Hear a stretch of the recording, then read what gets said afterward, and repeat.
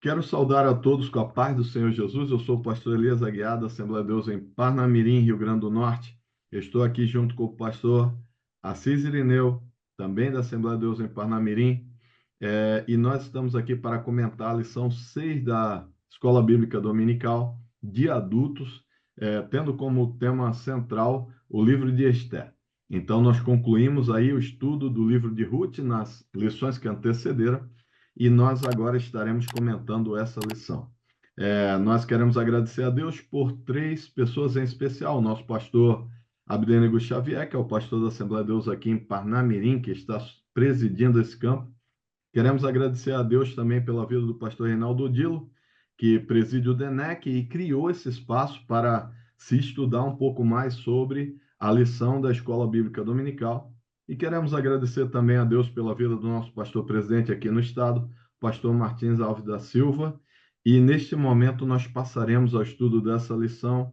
Eu quero primeiramente ouvir aqui o nosso pastor Assis Irineu fazer as suas considerações iniciais. Mas a paz do Senhor para todos. Fico contente em estar aqui participando de mais uma lição, desta feita para estudarmos o livro de Esther, um livro muito importante que trará preciosas lições para nossas vidas. Amém. Queridos, o nosso texto áureo dessa lição, a lição número 6, ele fala que, porque se de todo te calares neste tempo, socorro e livramento de outra parte virá para os judeus, mas tu e a casa do teu pai perecereis. E quem sabe, para tal tempo como este, chegaste a este reino? Então, isso aí termina com essa pergunta. Está em Esté, capítulo 4, versículo 14. Então, havia aí uma certeza absoluta que, mesmo que ela viesse a se calar, Deus haveria de prover um escape para o seu povo.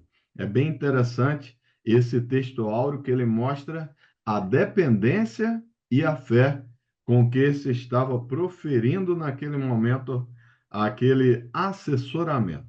E aqui nós vemos, na verdade prática, também dizendo: a perfeita vontade de Deus é nos guiar por caminhos que levem ao cumprimento de seus eternos propósitos.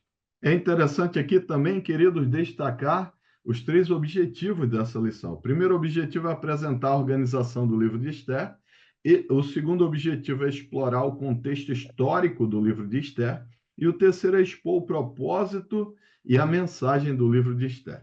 Então, aí nós vemos esses três destaques especiais. Ele vai trazer um paralelo aqui na introdução dessa lição. Então, na introdução, ele vai dizer que concluímos o estudo de Ruth, que foi o livro que foi estudado aí nas lições anteriores. Nesta lição, iniciaremos o estudo de Esther. Ruth é cheio de referências expressas ao nome de Deus. Então, ele faz questão de destacar isso aí. Quando ele fala Ruth, é claro que é o livro que nós acabamos de estudar. E agora, no livro de Esté, que é esse que estudaremos a partir de agora, por sua vez, tem como característica singular e sempre destacada a completa ausência do nome de Deus. Ele fala isso aí, mas mesmo havendo a ausência do nome, ele vai destacar o agir de Deus sobre esse livro. E quando ele fala sobre isso, ele vai dizer que o agir de Deus está patente no livro. Então, ele traz, mesmo não trazendo essas alusões diretas ao nome de Deus, ele mostra o agir de Deus neste livro. Então, chame os seus alunos para destacar no livro de Esther, fazendo uma dinâmica, de repente convidando eles para lerem o livro de Esther durante uma semana, e na semana seguinte, na lição de número 7, trazer o destaque de diversas partes onde mostra Deus agindo na história para modificá-la de forma positiva, ou seja, de forma a trazer livramento ao seu povo. Então, queridos, neste momento eu quero passar para o pastor Assis Irineu, ele que é professor de grego e hebraico aqui da Assembleia de Deus em Parnamirim, professor da escola da nossa Faculdade de Teologia em Parnamirim, também em Natal, e também é o nosso superintendente da Escola Bíblica Dominical em Parnamirim. Então, alguém extremamente imerso nesse tipo de assunto, que é o ensino dedicado da palavra de Deus. Então, pastor Assis Irineu, com a oportunidade de estar comentando aí o tópico de número 1. Muito bem.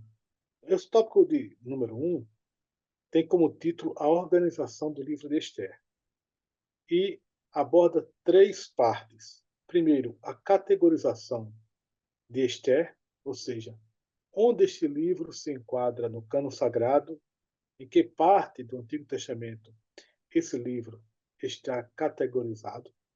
E nesta primeira parte, ele diz que Esther pertence aos escritos, os 11 livros que compõem a terceira seção da Bíblia hebraica. A Bíblia hebraica ela é chamada de Tanar, que é dividida em 3 partes. O T é de Torá, o M é de Neviim e a última parte, esse A é o Kaf, a letra que é a nossa letra K, de Ketuvim. Torá é lei, Neviim profetas, Ketuvim escritos. E o livro de Esther se enquadra nesta terceira seção dos escritos. O autor aqui menciona que essa parte tem 11 livros. Dentre esses 11 livros, há um conjunto chamado de Megilot. A palavra Megillah, no hebraico, significa rolo. Meglot, rolos, no plural. É o plural de rolo. Então, este livro compõe os 5 rolos dentro da terceira seção da Bíblia hebraica, que são os escritos, os Meglotes. Quais são esses 5 livros? Ruth, Cântico dos Cânticos, o livro de Eclesiastes, Lamentações e, por derradeiro, Esther. Pois bem, esses livros eram lidos nas festas anuais dos judeus. E o livro de Esther na festa de Purim, que é a última festa do calendário hebraico, porque fica no último mês do calendário religioso, no mês de Adar, especialmente no dia 15. Aí ele diz aqui que na Bíblia cristã, os livros de Ruth e Esther também pertencem à categoria histórica, estão dentro da mesma categoria que é a histórica. Ruth é o terceiro livro da categoria histórica, aí tem Josué, Juízes, aí vem Ruth, e Esther é o último livro da categoria histórica. Coincidentemente, nos rolos da Beglote, na Bíblia hebraica, Ruth normalmente é classificado na Bíblia hebraica Stuttgartense em primeiro e Esther em segundo, em último, né? Mas existem algumas outras Bíblias de versão hebraica que mudam um pouco essa categoria. Pois bem, na segunda parte, aliás, nessa primeira parte, o autor ele termina dizendo que nessa configuração dos livros históricos é reconhecida a sua canonicidade. Canonicidade diz respeito ao cano, que é o conjunto de livros autorizados, livros inspirados, reconhecidamente inspirados pelo povo de Deus, que fazem parte da Bíblia Sagrada. Esther compõe esse conjunto de revelação divina escrita, completa e perfeita. Então, a despeito de o nome de Deus não estar explícito no livro de Esther, conforme dizia o autor, a providência de Deus, a presença de Deus, a mão de Deus se faz presente no livro o tempo todo. Mas esse é um detalhe curioso, porque não está de forma explícita, mas está implícita. Está codificado o nome de Deus no livro de Esther. Onde? Capítulo 5 do livro de Esther, no versículo de número 4. E disse Esther, se bem parecer o rei, venha o rei e Amã hoje ao banquete que tenho preparado para o rei. Esta expressão, venha o rei e Amã hoje, no hebraico é Iavô Hamelech, Ve Haman Hayom. Iavô tem a primeira letra Yod, que corresponde à letra Y. Hamelech tem a segunda letra Re, que corresponde ao H. Ve-Haman tem a terceira letra, que é um Vav, que corresponde à letra W. E Hayom tem a quarta letra, que é também um Re, e corresponde ao H.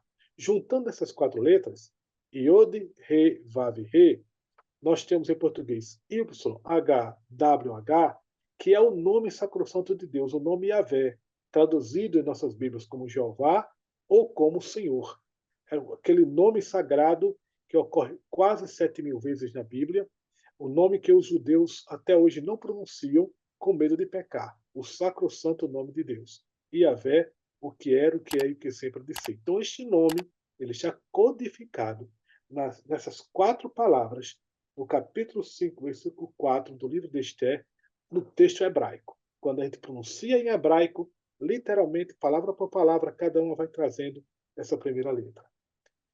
O segundo detalhe aqui são as características literárias do livro. Diz que Esther tem 10 capítulos, e dentre as suas características literárias destaca-se sua historicidade, vista na expressa referência ao rei persa Assuero, e em vários outros detalhes factuais, além de seu caráter de fonte primária para a festa de Purim, anualmente celebrada pelos judeus. O estilo narrativo é menos teológico que o de Ruth, e o texto é mais do narrador que dos personagens.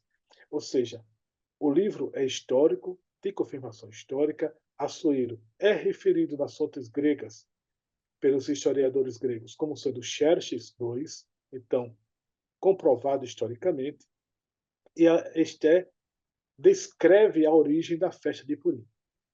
Por derradeiro, ele considera a autoria e data e diz que muitos estudiosos consideram que o livro foi escrito por um judeu que viveu na Pérsia, pelo fato de o autor demonstrar amplo conhecimento da cidade de Suzã e de sua estrutura e de importantes documentos do Império Persa. Então, considerando isto aí, esse autor seria um autor anônimo, não sabe quem possivelmente foi, e que ele teria escrito por volta do ano 460 a.C., logo após a morte do rei Assuero, que ocorreu em 465 a.C. E ele diz que outro fator, outra coisa que deve ser levada em conta é a datação e ordem linguística, em que o autor empregou várias palavras persas em melhor hebraico, mas jamais qualquer expressão em grego, o que sugere um tempo anterior ao surgimento do Império Grego. Então, esta é a parte da organização do livro, que fala da categorização, das características literárias, da autoria e data. Amém, queridos. Assim também nós vamos partir para o tópico de número 2. Ele vai trazer o contexto histórico. Então, ele vai dividir em 3 partes. Então, o povo hebreu no exílio. Vai trazer uma segunda parte que ele vai falar do fim do exílio aí. E vai trazer também o pós-exílio. Então, 3 momentos diferentes. Num primeiro momento, ele traz um destaque que esse livro ele diz que para melhor compreensão do contexto histórico de Esther, a gente precisa entender que ele está mostrando a divisão dos reinos, então reino do norte e reino do sul. Quando nós vemos a divisão dos reinos, é preciso estudar ali o período em que Salomão depois passa o reinado para o seu filho, Roboão. Havia insatisfação do reino do norte por causa dos pesados impostos. Eles queriam a redução de impostos. Roboão não cede a isso, ao contrário, ainda fala que vai pesar ainda mais a mão. Isso acaba causando uma divisão. Eles escolhem Jeroboão para assim liderar o Reino do Norte, e assim o reino é dividido em Reino do Norte, que fica aí com a maioria das tribos, e Reino do Sul, que fica basicamente com a tribo de Judá e Benjamim. Então nós vemos aí esse destaque. A capital de Judá, desse Reino do Sul, fica Jerusalém, e Siquém como a capital do Reino do Norte.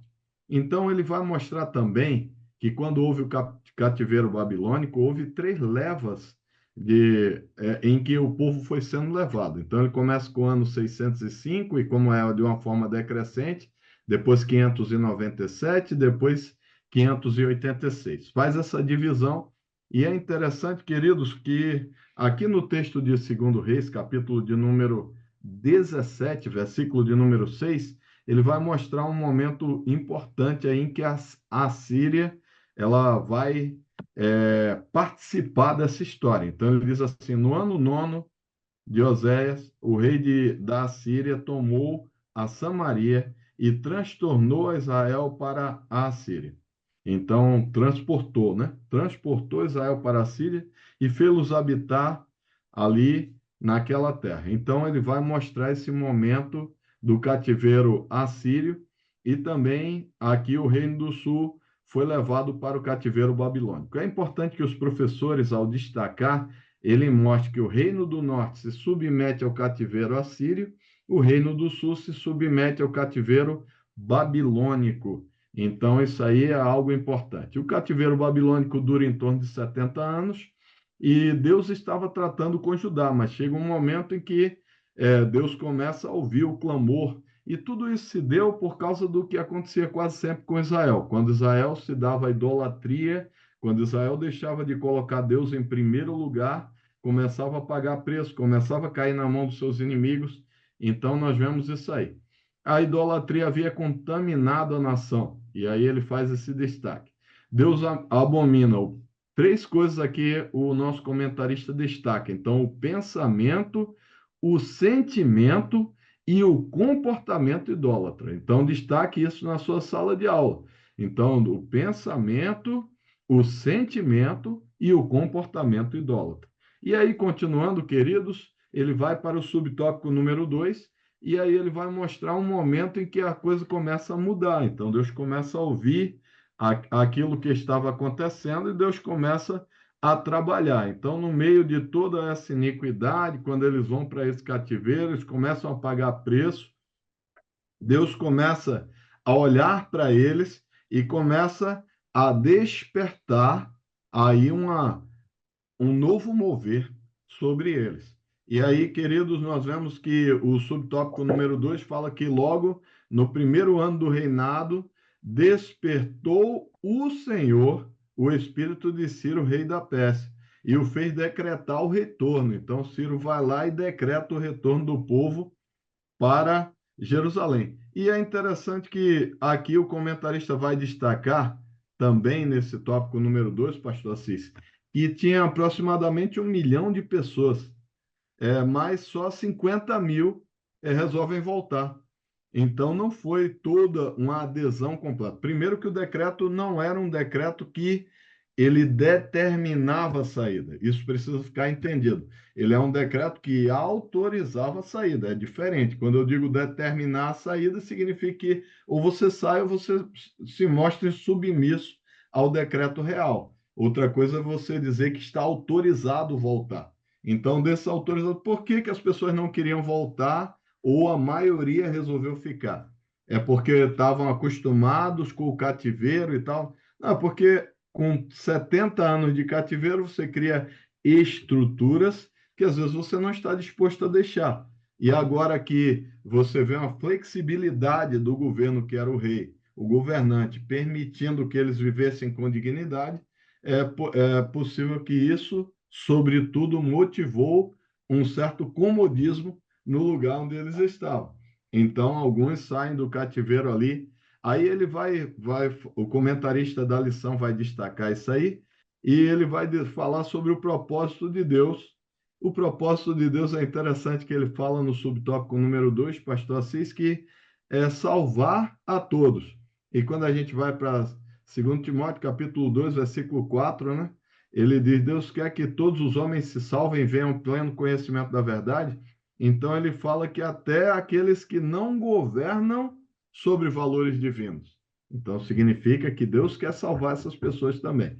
E aqui no pós-exílio, que é a terceira parte desse tópico, ele vai mostrar justamente essa questão de que ali havia em torno de 1 milhão de judeus, mais em torno de 50 mil resolvem seguir nesse caminho de volta para Jerusalém. É claro que ao chegar lá, nós vemos o contexto, quando estudamos o livro de Neemias, nós vamos observar como eles chegaram e encontraram. Inclusive, chega um momento em que eles são chamados a priorizar a reconstrução da casa do Senhor, porque as pessoas começam a ficar um pouco dispersas em propósito. Às vezes, quando a gente vai para um determinado lugar com o propósito de restauração, com o propósito de adoração, com o propósito de servir ao Senhor, mas às vezes, ao chegar no lugar, a gente acaba que, por vários motivos, começa a distorcer aquilo que é o ponto central da nossa missão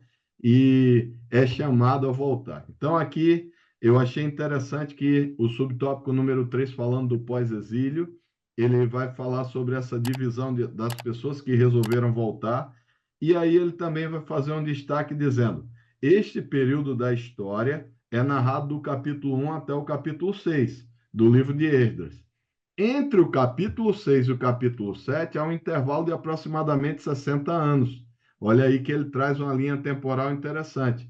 E diz que na segunda metade deste período que se passam os fatos do livro de Esther. Então ele coloca Esther aí mais ou menos nessa linha temporal entre o capítulo 6 e o capítulo 7 do livro de Esdras.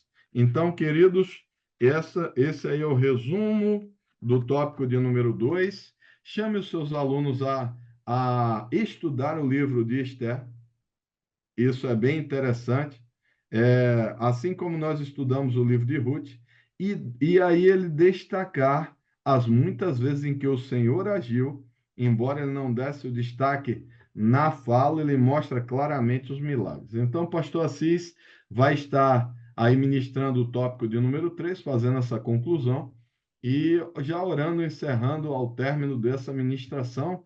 E eu quero agradecer a todos por mais um momento de estarmos juntos estudando uma lição da Escola Bíblica Dominical. Muito bem. No tópico 3, o tema é o tópico trata sobre o propósito e mensagem. No número 1, nós temos a providência divina, e aí ele destaca isso aqui como sendo o principal propósito do livro de Esther.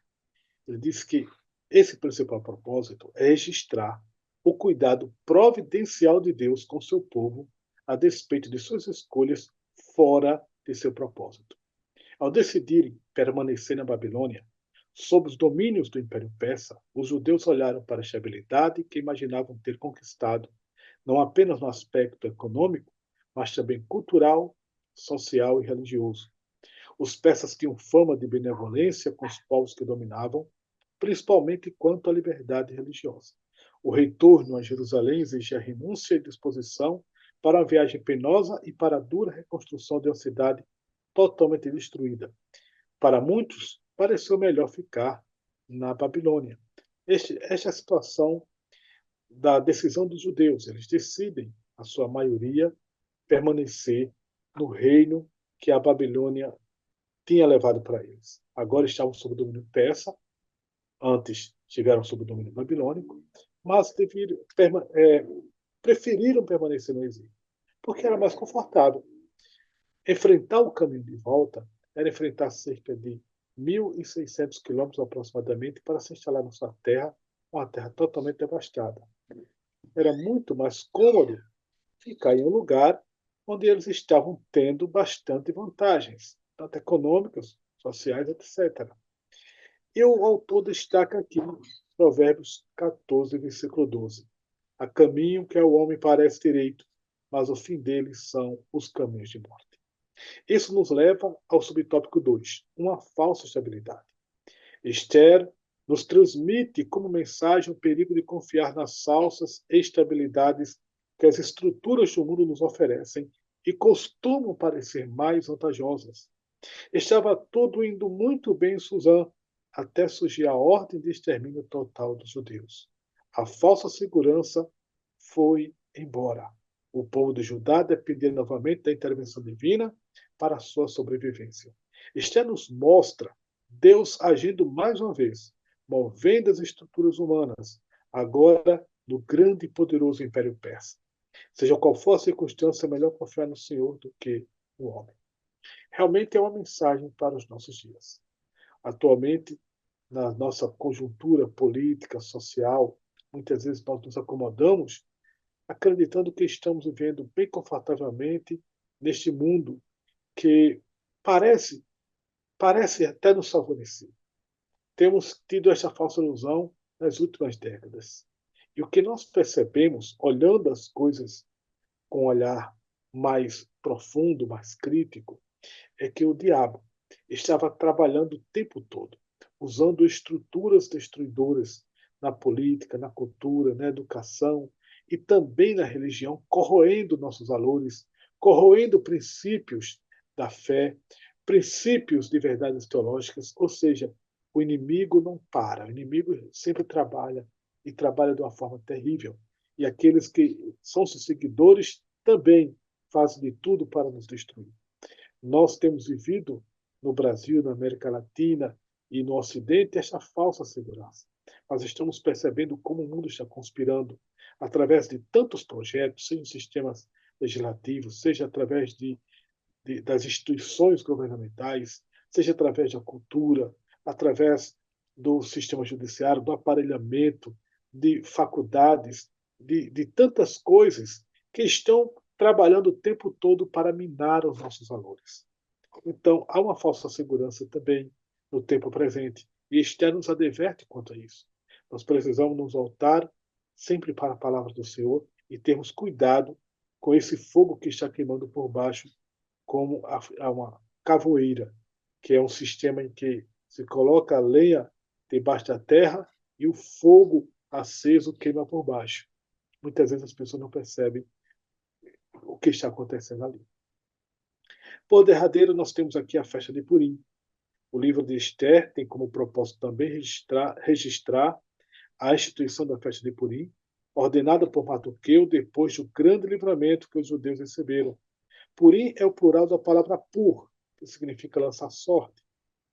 Conforme Esther 3:7, Ramã lançou sorte para fixar o dia da morte dos judeus. Que dia era este? 13 do mês de Adar. 13. Justamente o dia para a destruição dos judeus no mês de Adar. Não é à toa que o número 13 às vezes é associado com azar, né? 13 foi um dia que seria de destruição para o povo de Deus, mas o Senhor interviu e impediu que essa desgraça ocorresse sobre os judeus. A festa comemora a frustração desse nefasto plano diante da providencial ação divina para a libertação de Deus. A soberania de Deus não encontra limites. Ele age em qualquer época ou lugar para cumprir seus propósitos. Então, queridos, fica aqui esta lição preciosa. O livro está cheio de lições sobre a providência de Deus, sobre também o cuidado que nós temos que ter com este mundo tão nefasto, que de forma tão ardilosa também trama contra nós no tempo presente. Há uma ação diabólica contra o cristianismo. Vimos, por exemplo, nos Jogos das Olimpíadas, na abertura agora lá na França, em Paris, uma encenação macabra sobre a última ceia do Senhor Jesus, em que o movimento LGBT, tomando aquele cenário, trouxe uma profanação terrível ao cristianismo, fazendo chacota com todos os cristãos do mundo, com mais de 2 bilhões de cristãos no mundo, com a fé cristã de todos os cristãos, e assim atacando de uma forma direta os nossos valores e princípios. Uma coisa absurda, né? E esse mundo cruel está dessa forma, nos atacando muitas vezes abertamente, seja com esse movimento maligno LGBTQI+, com o movimento feminista e com tantos outros movimentos políticos também, ateístas e anticristãos que atacam os cristãos de forma terrível, covarde, assintosa, de uma forma direta e outras vezes sutil, Então, que Deus nos guarde. Precisamos orar, buscar a Deus e, como Esther, entrar em campanha de jejum e de oração, para que o Senhor Deus venha em nosso socorro e nos livre de tantos ataques malignos que estão ocorrendo no tempo presente. Então, nós vivemos neste mundo, na conclusão, aquilo de Esther nos lembra que vivemos neste mundo, mas não devemos confiar em suas estruturas. Todos os reinos deste mundo passarão. Por isso a palavra de Deus diz que a nossa cidade está nos céus, onde também esperamos o Salvador, o Senhor Jesus Cristo. Com isso, conforme o pastor Elias já designou, vou orar, agradecer aqui a Deus, e ele finaliza dando a bênção apostólica. Pai amado e santo, nós te agradecemos por estes momentos preciosos. Abençoa teus servos e servas em todo o Brasil e em todos os lugares, ó Deus, onde quer que o teu povo esteja estudando a tua palavra, dando sequência e análise destas lições preciosas, que o teu Santo Espírito trabalhe na vida de professores e alunos, levando-os a crescer no conhecimento de Deus, levando-os, ó Deus querido, a aprender mais sobre teus princípios, sobre o teu reino, e exaltando o nome do nosso Salvador Jesus Cristo, teu Santo Filho, Pai. Que o teu Santo Espírito atue na mente de cada um de nós. Assim oramos a Ti, em o nome de Jesus. Amém. Amém, queridos. Vamos ministrar a bênção apostólica. Procure envolver os seus alunos nessa lição de maneira a ele participar, para que a lição não se torne algo monótono e realmente todos cresçam juntos. A graça do nosso Senhor Jesus Cristo, o amor de Deus nosso Pai, a comunhão e as consolações do Espírito Santo sejam com todo o povo de Deus e nós dizemos amém. Deus abençoe a todos em nome de Jesus.